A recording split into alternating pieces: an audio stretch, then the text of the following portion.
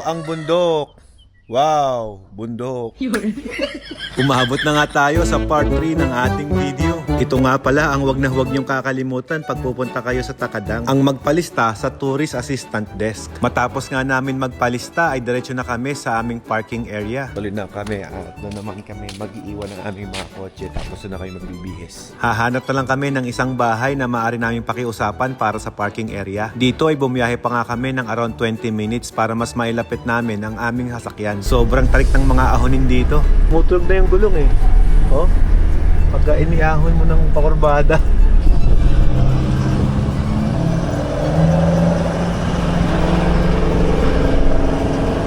Ilang sandali pa nga lang ay nakarating na nga kami doon sa paparkingan ng mga kotse namin.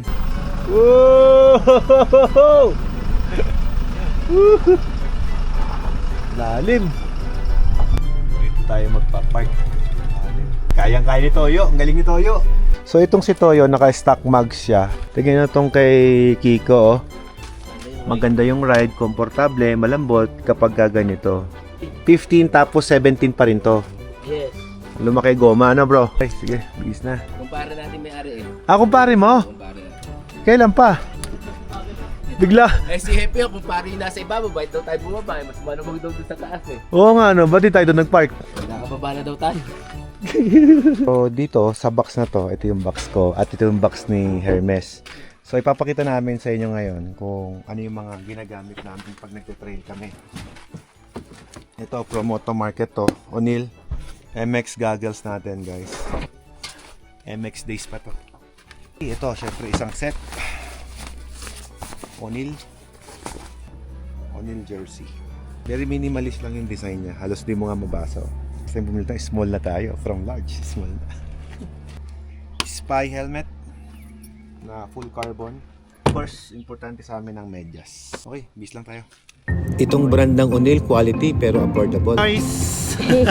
Welcome to Hermes Vlog. For now. For now. So, this is my look. Ganda, no? Right now, I am going to borrow this bike from Tito Francis. Yon, magandang araw po sa inyong lahat. So ito na, bumalik po tayo sa ating dating passion, ang motocross. At itong gagamitin natin, ang motor natin, ang pangalan ay si Glenn. Si Hermes naman, ang kanyang gagamitin ay ang inisponsor sa kanya ni Kiko, kilala sa pangalang Car Scoot. Magkita-kita ulit tayo sa part 4 ng video ito, ang pag-akyat namin sa bundok.